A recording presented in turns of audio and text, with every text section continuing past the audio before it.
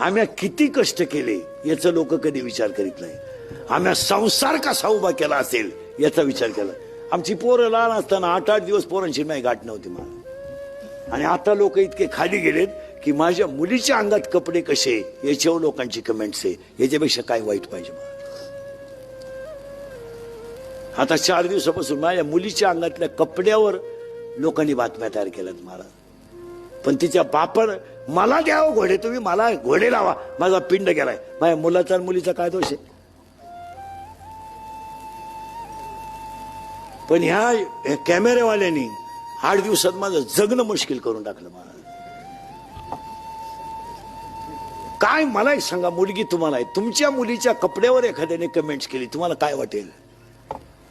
आणि मुलीच्या साखरपुड्यात कपडे मुलीकडचे लोक घेतात, नवरदेवाकडचे घेतात का मुलीकडचे घेतात. मग कपडे त्यांनी आणले असतील का म्या घेतले असतील. मग एवढी तरी क्लिप टाकणाऱ्याला लाज पाहिजे ना. माणूस नालायक असावं पण किती. आणि त्याच्यामुळे मी आता कटाळलो मारा. मी जवळजवळ आता 2-3 दिवसात टाकणार एक क्लिप आणि थांबून घेणार आहे. आता बस झाली. 31 वर्ष लोकांच्या शिव्या खाऊन आयुष्यात सगळं चांगलंच केलं.